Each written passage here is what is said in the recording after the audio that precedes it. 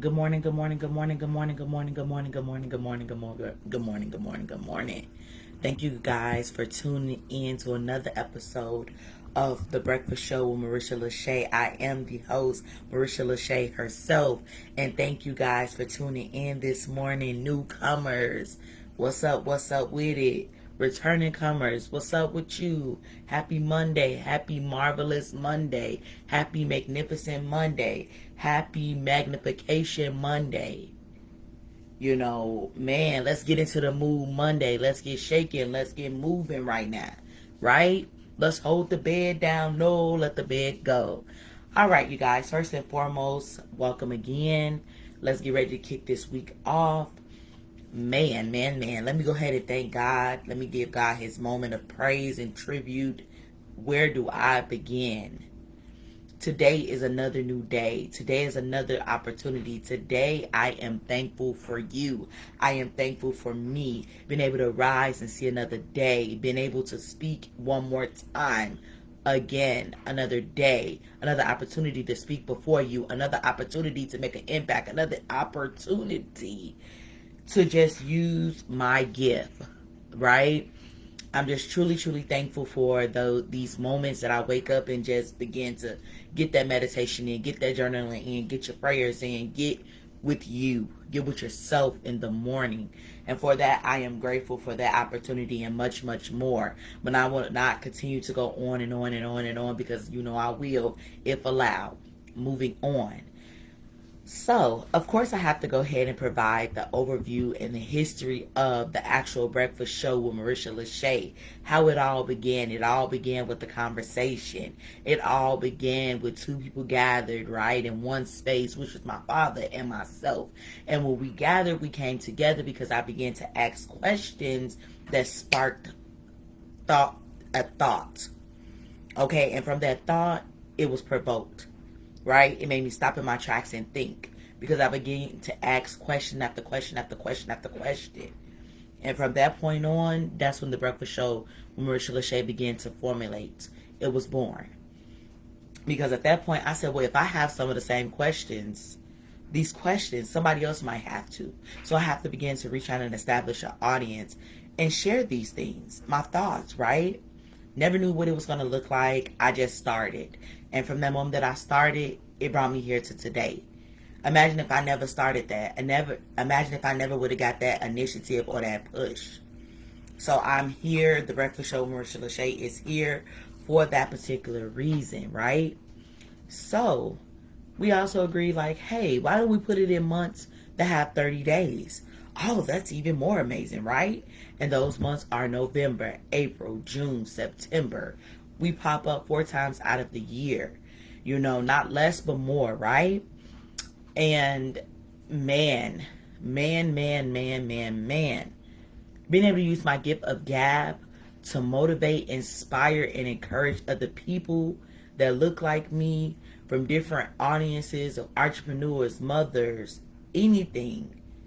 I'm not done touching on it. I have talked about a lot in season 1, season 2, season 3, season 4. And guess what? This is season 5. I'm turning down for what? No, I'm turning it up. I'm thinking bigger. I'm thinking better. And it's more to come. Okay? Because I have a lot to celebrate. This is my second year. Deuce. In the podcast business. And I'm excited. I'm on fire. Okay? Because none of this would have been possible without the man upstairs, without God. As he see fit for me to do this and to stand before you, to write behind the scenes, to put forth the conscious effort every season to write, to bring content, to find the inspiration and the motivation. Man, I'm excited. Turned down for what? Later on, before I end the show, I'll definitely be sharing 2 goals that I have, but stay tuned. And for that reason, today is day 14 of the Breakfast Show with Marisha LaShay, and I like to give a countdown. We have 16 more days in the building continuously. Let's count down, let's look forward to it, and let's get pumped up. Moving on, let me just go ahead and tone down my energy just a tad bit to take a moment to do the mental check-in. And when you do a mental check-in, you are checking in with yourself, with your mental, with your mind. How are you feeling? with oneself. So let's go ahead and do that. Take the time out to check in with yourself. Drop those numbers if you feel led to share in the comment section below. Drop a good morning, whatever is on your heart this morning. Begin to drop it below if you feel led to share, and if you don't, that is okay too. But when you do your mental check-in, it's based on a scale 1 to 10. 1 being the worst day of your life and 10 being the best day of your life. It cannot be off the meter in both instances. Yes, you can, whether you are low or whether you are high. Nobody can tell you how you are feeling about you, only except you. So with that being said, I am feeling on a million because I'm pumped up for the week.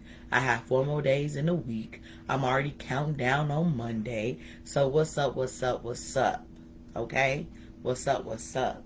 I'm pumped up and I'm ready to go ahead and get it going. Like I said, go ahead and drop them numbers on how you feeling. And I'm going to go ahead and move on forward. So today's message. The message for today is the best way to educate our children. Okay? The best way to educate our children. My first question to you is, does your child go to school? And there's 2 answers, right? It's simply yes or no. And if you say yes, what level of school is your scholar at? Is it daycare? And if they attend daycare, is it a home daycare versus a commercial or storefront daycare, right? And for those that don't know what that is, if it's a home daycare, you're dropping them off at someone's residential home. Okay? And if you're talking about the commercial / storefront or different franchises, those look like a storefront. It's a big commercial property. You know, that's what it's giving. It's 2 different worlds, okay? Because with the home daycare, it's a different structure. You know, it's more intimate.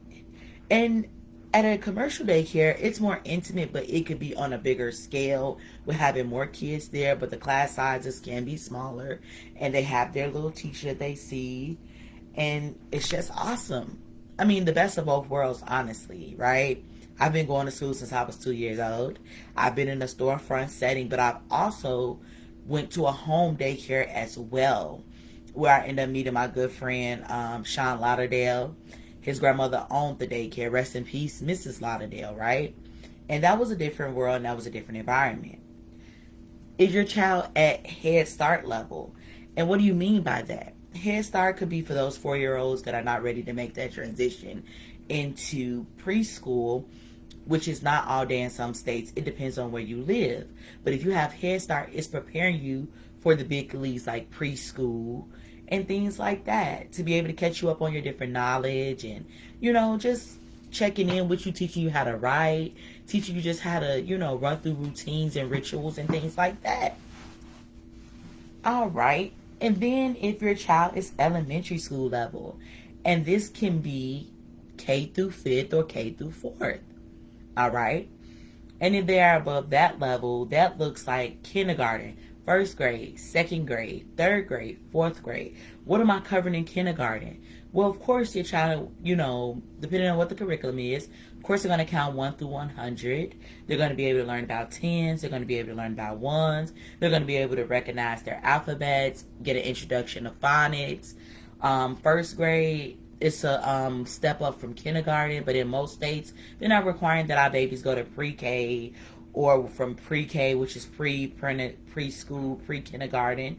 Kindergarten, they're skipping those elements and moving on to 1st grade. So when that child gets to 1st grade, it could kind of be like a culture shock because they've never been in school before, because in some states it's not required for 1st graders to actually attend those, you know, those pivotal points of pre-K or actual kindergarten.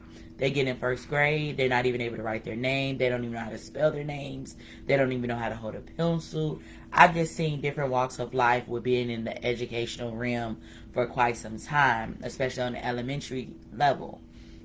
Meanwhile, 2nd grade, that's a different kind of beast. You know, that is another huge step up from kindergarten and 1st grade. I definitely know educators that have been in the game with teaching 2nd grade for quite some time, and shout out to you, because it gets real in the field, okay? When you get to 2nd grade, Is your reading solidified? Is your math concepts and things solidified?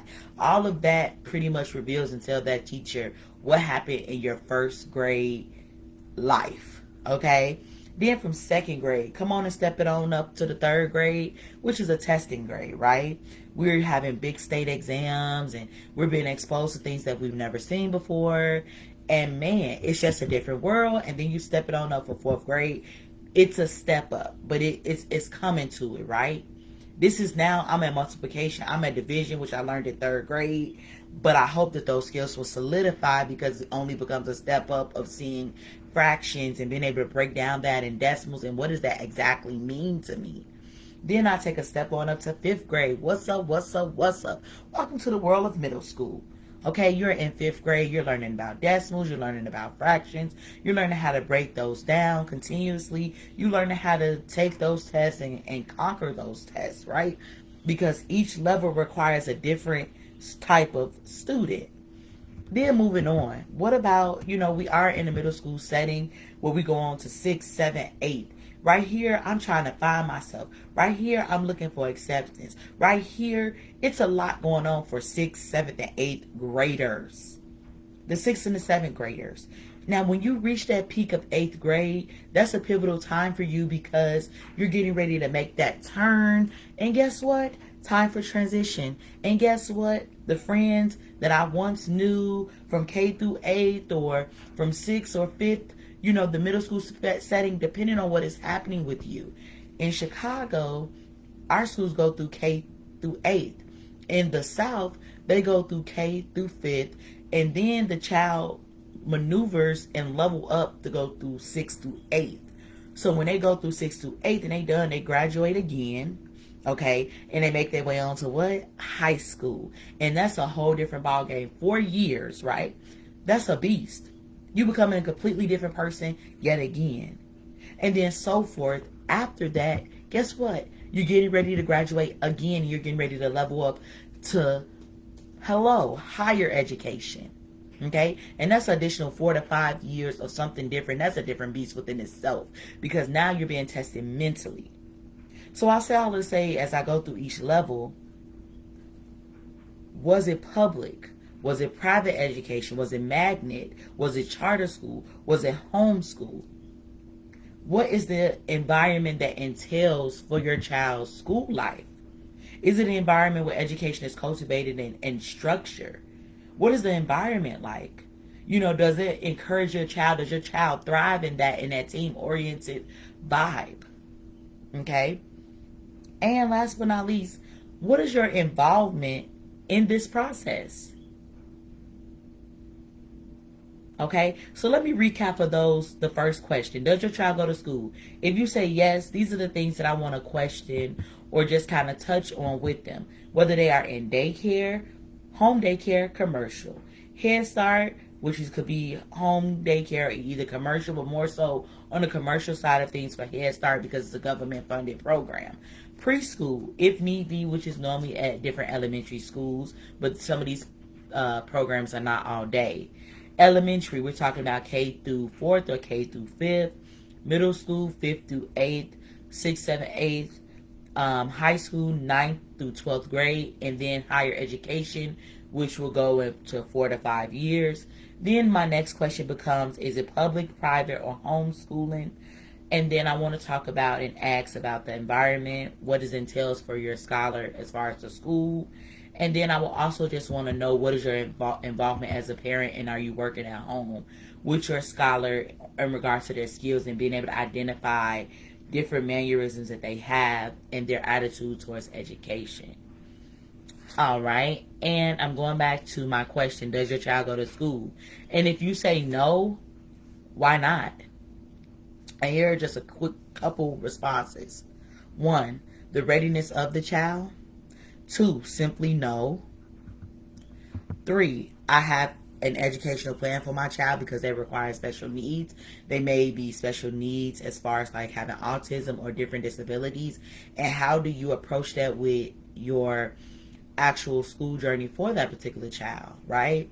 Because every school is not geared towards special need or having the special training for that particular child because There have been instances where that child was not taken care of in an educational realm and actually loved on or cultivated, like, okay, of acceptance, like this scholar is here, they have special needs but they can learn, and is the school equipped to help that scholar based on them having special needs? So this is going back to my question: does your child go to school?